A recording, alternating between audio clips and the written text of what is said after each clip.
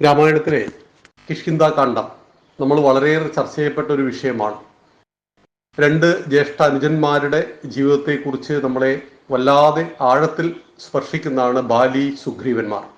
നമ്മൾ ഇന്നലെ ആ കാര്യം വളരെ വ്യക്തമാക്കി.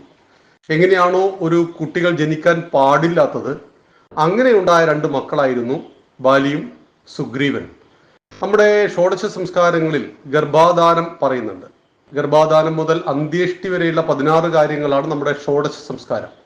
അതിൽ ഗർഭാധാനം കുട്ടി ഉണ്ടാകണമെന്ന പ്രാർത്ഥനയോടുകൂടി ഉണ്ടാക്കപ്പെടുന്ന കുട്ടികളെ പ്രൊഡക്റ്റുകളെന്നും, കാമാർത്തിയുടെ ഉപോൽപ്പന്നമായി ഉണ്ടാക്കപ്പെടുന്ന കുട്ടികളെ ബൈ പ്രൊഡക്റ്റുകൾ എന്നുമാണ് വിളിക്കുക. അപ്പൊ അങ്ങനെയെങ്കിൽ അരുണന് സ്ത്രീ രൂപത്തിൽ വന്നപ്പോൾ ഇന്ദ്രനിൽ ഉണ്ടായ മകനാണ് ബാലി. അതേ രൂപം എനിക്കൊന്ന് കാണണമെന്ന് സൂര്യൻ പറഞ്ഞപ്പോൾ അതിലുണ്ടായ മകനാണ് സുഗ്രീവൻ. ഇവർ രണ്ടുപേർക്കും നമ്മൾ അമ്പലങ്ങൾ കിട്ടിയിട്ടില്ല. എന്നാൽ ഹനുമാൻ സ്വാമിക്ക് ഭാരതം മുഴുവൻ, ലോകം മുഴുവൻ നമ്മൾ ക്ഷേത്രങ്ങൾ പണിതിട്ടുണ്ട്. അപ്പൊ ഇവിടെ മഹാഭാരതവും രാമായണവും ഒക്കെ നമ്മൾ പരിശോധിക്കുമ്പോൾ അതിലെ അനേകായിരം കഥാപാത്രങ്ങൾ ഉണ്ടതിൽ. കഥ എന്ന് പറയാൻ കഴിയില്ല, സംഭവിച്ചതാണ്. ഇതിഹാസം എന്ന് പറഞ്ഞാൽ ഇവിടെ സംഭവിച്ചതാണ്. അപ്പൊ അങ്ങനെയുള്ള ആളുകളെ നമ്മൾ പഠിക്കുന്നത് അവരിൽ നിന്ന് എന്താണ് നമുക്ക് കൊള്ളേണ്ടത്, എന്താണ് തള്ളേണ്ടത് എന്നതിൻ്റെ അടിസ്ഥാനത്തിലാണ്. കൊള്ളേണ്ടതും തള്ളേണ്ടതും. ഭീഷ്മ പിതാമഹനിൽ നിന്ന് നമുക്ക് ഒരുപാട് കാര്യങ്ങൾ കൊള്ളേണ്ടതുണ്ട്. പക്ഷേ കല്യാണ മണ്ഡപത്തിൽ വെച്ച് 3 പെൺകുട്ടികളെ പിടിച്ചുകൊണ്ടുപോയത് തള്ളേണ്ടതാണ്. ദ്രോണാചാര്യനിൽ നിന്ന് നമുക്ക് ഒരുപാട് കൊള്ളേണ്ടതുണ്ട്. പക്ഷേ ഏകലവ്യനോട് വെള്ളി ചോദിച്ചത് ഒരു ഗുരുനാഥൻ ഒരിക്കലും ചെയ്യാൻ പാടില്ലാത്തതാണ്. അത് തള്ളേണ്ടതാണ്. ഇങ്ങനെ കൊള്ളേണ്ടതും തള്ളേണ്ടതും എന്ന രീതിയിൽ തന്നെയാണ് രാമായണത്തിലെ മഹാഭാരതത്തിലെ ഓരോരുത്തരെയും നമ്മൾ പരിചയപ്പെടേണ്ടത്. ഇതിലൊരു തെറ്റും മഹാഭാരതത്തിൽ പറ്റാത്തത് ശ്രീകൃഷ്ണനാണ്. എന്നാൽ ഏറ്റവും കൂടുതൽ ആരോപണമുള്ളത് ഭഗവാനെ കുറിച്ചുമാണ്. രാമായണത്തിൽ ഒരു തെറ്റും പറ്റാത്ത 2 പേരുണ്ട്. അതൊന്ന് ശ്രീരാമചന്ദ്ര മഹാദേവനും 2 ഹനുമാനുമാണ്. നമ്മുടെ ലക്ഷ്മണന് തെറ്റുപറ്റിയോ? ലക്ഷ്മണന് തെറ്റൊന്നും പറ്റിയിട്ടില്ല. പക്ഷെ ലക്ഷ്മണന് ചില സംശയങ്ങൾ ഉണ്ടാവുന്നു. ഭരതൻ യുദ്ധത്തിനായിട്ട് വരുന്നുണ്ട് ജ്യേഷ്ഠ, അതുകൊണ്ട് ഒരുങ്ങി നിന്നോളൂ എന്ന് അയോധ്യാകാന്ഡത്തിൽ രാമനോട് പറയുന്നുണ്ട്. സത്യത്തിൽ ഭരതൻ വന്നത് രാമനെ തിരിച്ചു കൂട്ടിക്കൊണ്ടുപോകുവാൻ വേണ്ടിയിട്ടായിരുന്നു. മരത്തിന്റെ മുകളിൽ കയറി നിന്നുകൊണ്ട് ദൂരേക്ക് നോക്കിയ ലക്ഷ്മണൻ രാമനോട് പറയുന്ന ഒരു രംഗമാണിത്. അതായത് നമ്മളോട് യുദ്ധം ചെയ്യുവാൻ വേണ്ടി ഭരതൻ സൈന്യവുമായിട്ട് വരുന്നുണ്ട് എന്ന്. ഈ സമയത്ത് രാമൻ ചോദിക്കുന്നുണ്ട്, ലക്ഷ്മണ, നിനക്ക് ഭരതനെ അറിയാൻ കഴിഞ്ഞില്ലേ എന്ന്. അത് വൈകാരികമായ ഒരു ചോദ്യമായിരുന്നു. ആ ചോദ്യത്തിൽ എല്ലാം ഉണ്ടായിരുന്നു. കാരണം ഇത്രയും ആഴത്തിൽ പരസ്പരം സ്നേഹിച്ചിട്ടും കൈകേയി മാതാവിന്റെ കുബുദ്ധി കൊണ്ട് നമ്മൾ കാട്ടിലേക്ക് അയക്കപ്പെട്ടു. എന്നാൽ ഭരതനെ മനസ്സിലാക്കുവാൻ നിനക്ക് കഴിഞ്ഞില്ലേ എന്ന അർത്ഥവത്തായ ഒരു ചോദ്യം. ഹനുമാൻ സ്വാമിയെ സംബന്ധിച്ച് ഹനുമാൻ സ്വാമിക്ക് തെറ്റുകളൊന്നും പറ്റിയില്ല. എന്നാൽ ലങ്കയിലെത്തിയ സമയത്ത് നമ്മുടെ പുഷ്പക വിമാനം കണ്ടപ്പോൾ കുറച്ചു സമയം തന്റെ കർത്തവ്യബോധം മറന്നു പോകുന്നുണ്ട്. ആ വിമാനത്തിന്റെ മനോഹാരിത, അതൊരു വാനരന്റെ ചാബല്യമായിട്ടൊക്കെ നമ്മൾ കണക്കാക്കിയാൽ കുഴപ്പമില്ല. അതായത് പുഷ്പക വിമാനം കണ്ടപ്പോൾ അതിൽ ആകൃഷ്ടനായി പോകുന്ന, അതെന്താണ് ഈ സംഭവം, മുമ്പ് ഈ വിമാനമൊന്നും കണ്ടിട്ടില്ലല്ലോ. അപ്പൊ അങ്ങനെയുള്ള ഒരു ചെറിയ സമയത്തെ കർത്തവ്യബോധ്യത്തിലെ മറവി സംഭവിക്കുന്നു എന്നതൊഴിച്ചാൽ നമുക്ക് ഹനുമാൻ സ്വാമി രാമലക്ഷ്മണന്മാരല്ല സീതാരാമന്മാരെ ഹൃദയത്തിൽ പ്രതിഷ്ഠിച്ചു. ഹൃദയം പുലർന്നു കാണിച്ചു എന്ന് പറഞ്ഞാൽ ബന്ധങ്ങളെ ഹൃദയത്തിൽ പ്രതിഷ്ഠിക്കുക. നമ്മുടെ ഏത് ബന്ധങ്ങളും ഹൃദയത്തിലാണ് സ്ഥാനമെങ്കിൽ തീർച്ചയായിട്ടും അവർ നമ്മുടെ അരികിലാണ്. ഇപ്പൊ വളരെ കലഹിക്കുന്ന 2 പേർ, അല്ലെങ്കിൽ അതേത് ബന്ധമാവട്ടെ, ഒരു വീട്ടിന്റെ ഉള്ളിലാവട്ടെ, ഒരു വീട്ടിന്റെ ഉള്ളിലാണ് താമസിക്കുന്നത്. പക്ഷേ മനസ്സുകൾ അകലെയാണെങ്കിൽ അവരെത്രയോ അകലെയാണ്. മനസ്സുകൾ വളരെ അടുത്ത ഒരാൾ നമ്മുടെ വീട്ടിലില്ല, അമേരിക്കയിലാണ് താമസിക്കുന്നത്, പക്ഷെ നമ്മൾ വളരെ അടുത്തതാണ്. നമ്മളിപ്പോൾ വയനാട് ആ ഒരു കുടുംബത്തിന്റെ മരണങ്ങളൊക്കെ കഴിയുമ്പോൾ ഇന്നലെ നമ്മൾ വായിച്ചു, ഒരു 6 പേര് കെട്ടിപ്പിടിച്ച് കിടന്ന രീതിയിലായിരുന്നു മരിച്ചത് എന്ന്. അതായത് മരണം വരുമ്പോഴും ഒന്നിച്ചു മരിക്കുന്ന ആ കുടുംബ ബന്ധത്തിന്റെ ഈ ഒരു ഉദാത്ത മാതൃക ഇന്ന് നമുക്ക് കാണാം. മരണം മുഖാമുഖം വരുമ്പോഴും പരസ്പരം കെട്ടിപ്പിടിക്കുന്നു. ആ കെട്ടിപ്പിടിച്ചിട്ട് രക്ഷപ്പെടുന്നുണ്ടെങ്കിൽ എല്ലാവരും രക്ഷപ്പെടുക, മരിക്കുന്നുവെങ്കിൽ എല്ലാവരും മരിക്കുക എന്ന് പറയുന്ന ഉദാത്തമായ ഈ ഒരു ബന്ധം. അപ്പൊ ഇതെല്ലാം നമ്മെ പഠിപ്പിക്കുന്ന അനേകം തത്വങ്ങളാണ്. ഈ കാലഘട്ടത്തിൽ നിന്നുകൊണ്ട് രാമായണത്തെ നമ്മൾ പഠിക്കുമ്പോൾ നമ്മുടെ നാട് ഇന്ന് വിറങ്ങലിച്ച് നിൽക്കുകയാണ് ഈ കൊടിയ ദുരന്തം കൊണ്ട്. വിശ്വാമിത്ര മഹർഷി രാമന് പ്രകൃതിയുടെ പാഠങ്ങൾ നൽകുന്നുണ്ട്.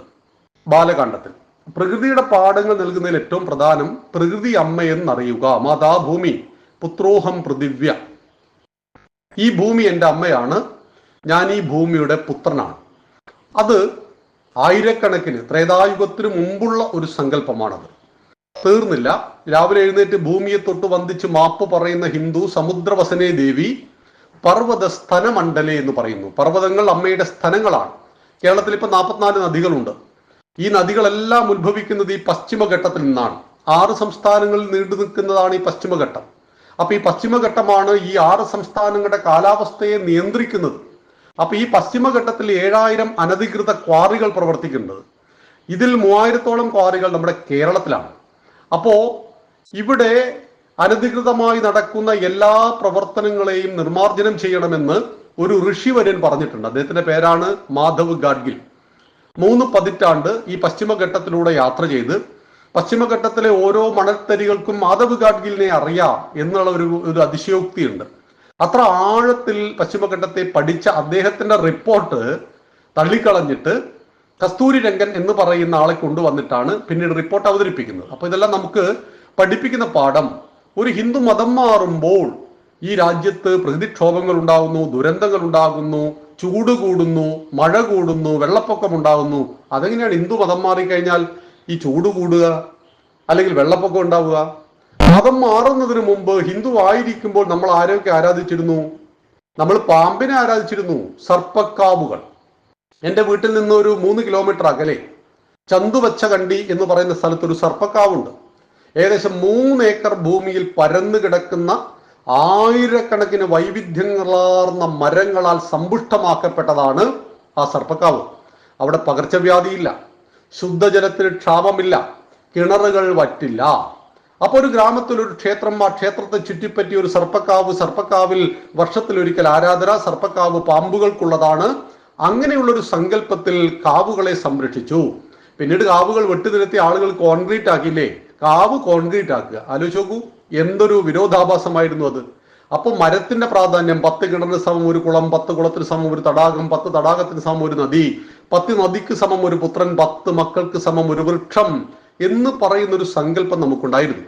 ആ സങ്കല്പത്തിന്റെ അടിസ്ഥാനത്തിലാണ് പ്രകൃതിയെ നമ്മൾ കണ്ടത്. അതുകൊണ്ട് നാം ഉപയോഗിച്ച വാക്ക് കമ്മ്യൂണിസം, പ്രകൃതിയെ ചൂഷണം ചെയ്യുക എന്ന വാക്ക് ഉപയോഗിച്ചപ്പോൾ ഭാരതം ഉപയോഗിച്ചത് ദോഹനം ചെയ്യുക എന്നതായിരുന്നു.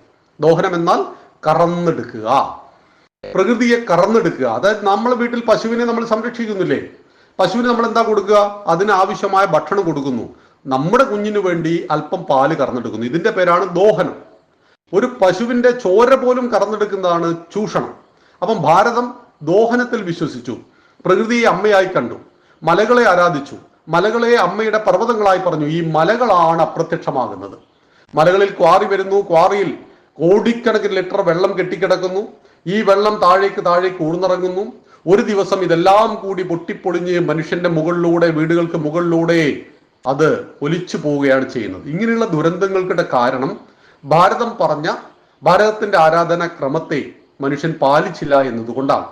രാവിലെ കുളിക്കുമ്പോൾ നമ്മളോട് പറയുന്നു, ഗംഗൈ യമുനൈ ചൈവ ഗോദാവരി സരസ്വതി നർമ്മദേ സിന്ധു കാവേരി ജലേസ്മിൻ സന്നിധിൻ കുരു. 7 നദികളെ തന്റെ ബക്കറ്റിലേക്ക് ആവാഹിക്കുന്നു. അല്ലാതെ 7 നദിയിൽ പോയിട്ട് രാവിലെ കുളിക്കാൻ പറ്റുമോ? പറ്റില്ല.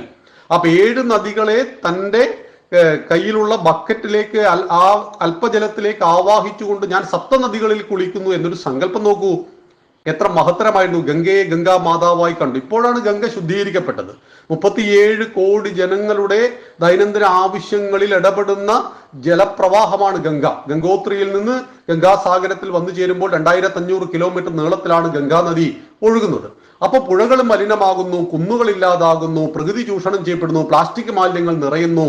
അപ്പോഴാണ് ജർമ്മനിയിലെ ശാസ്ത്രകാരൻ ലോക പ്രശസ്തമായിട്ടുള്ള പരിസ്ഥിതി സമ്മേളനത്തിൽ ജനീവയിൽ വെച്ച് പറഞ്ഞത്, ഹിന്ദുക്കളുടെ കയ്യിൽ അഥവാ ഭാരതത്തിന്റെ കയ്യിൽ ഈ പ്രകൃതിയെ മനുഷ്യൻ ദ്രോഹിക്കുന്നതിനും പ്രകൃതിയെ മനുഷ്യൻ ചൂഷണം ചെയ്യുന്നതിനും ഒരൊറ്റ മൂലിയുണ്ട്. അതൊരു മന്ത്രമായിരുന്നു. അതാണ് സമുദ്രവസനേ ദേവി പർവ്വത സ്ഥനമണ്ഡലേ വിഷ്ണുപത്നി നമസ്തുഭ്യം പാദസ്പർശം ക്ഷമസ്വമേ. സമുദ്രത്തെ വസ്ത്രമാക്കിയവൾ, പർവ്വതങ്ങളെ സ്ഥനമായി ധരിച്ചവൾ, വിഷ്ണുവിന്റെ പത്നിയായ ഭൂമിദേവി, നിനക്കെന്റെ നമസ്കാരം. ഭൂമിയിൽ ചവിട്ടാതെ ജീവിക്കുവാൻ സാധ്യമല്ലാത്തത് കൊണ്ട് പാദസ്പർശം ക്ഷമസ്വമേ, എന്റെ പാദസ്പർശം ക്ഷമിച്ചാലും എന്ന് പറഞ്ഞ് ഭൂമിയെ തൊട്ട് വന്ദിച്ച് മാപ്പ് പറയുന്ന ഹിന്ദു ഭൂമിയെ അമ്മയായി കണ്ടു, സാഗരത്തെ കടലിനെ കടലമ്മയായി കണ്ടു, ഗംഗയെ ഗംഗാമാതാവായി കണ്ടു, ഗോമാതാവായിട്ട് കണ്ടു, ഭാരതത്തെ രാഷ്ട്രത്തെ അമ്മയായി കണ്ടു. അങ്ങനെ എല്ലാത്തിനെയും പ്രകൃതിയെ മാതാവായിട്ട് കണ്ട ആ സംസ്കാരം രാമൻ പറയുന്നു, ജനനി ജന്മഭൂമി സ്വർഗാദപി ഗിരീയസി, ജനിച്ച നാടും പെറ്റമ്മയും സ്വർഗത്തേക്കാൾ മഹത്തരമെന്ന് ലക്ഷ്മണനോട് പറയുക. കാരണം ശ്രീലങ്ക, സ്വർണ്ണമയൂര ലങ്ക, കുബേരന്റെ സാമ്രാജ്യം, അദ്ദേഹത്തെ ആട്ടി ഓടിച്ചിട്ടാണ് രാവണൻ പിടിച്ചുകൊണ്ടുപോയത്. ആ ലങ്ക നമുക്ക് എടുത്തുകൂടെ എന്ന ഒരു സംശയം ലക്ഷ്മണൻ ഉന്നയിച്ചപ്പോൾ പറയുന്നു, ലങ്ക സ്വർണം കൊണ്ട് നിർമ്മിക്കട്ടെ, ജനിച്ച നാടും പെറ്റമ്മയും സ്വർഗത്തേക്കാൾ മഹത്തരം. നാം ജനിച്ച നാട് അയോധ്യയാണ് ലക്ഷ്മണ, അതുകൊണ്ട് നമുക്ക് എല്ലാ ശ്രേയസ്സിനെയും സമ്മാനിക്കുന്നത് അയോധ്യയാണ് അല്ലെങ്കിൽ കോസലമാണ് എന്ന് പറയുന്ന മഹത്തായ ആശയങ്ങളെല്ലാം നമുക്ക് ശ്രീരാമചന്ദ്രൻ നൽകിയതാണ്.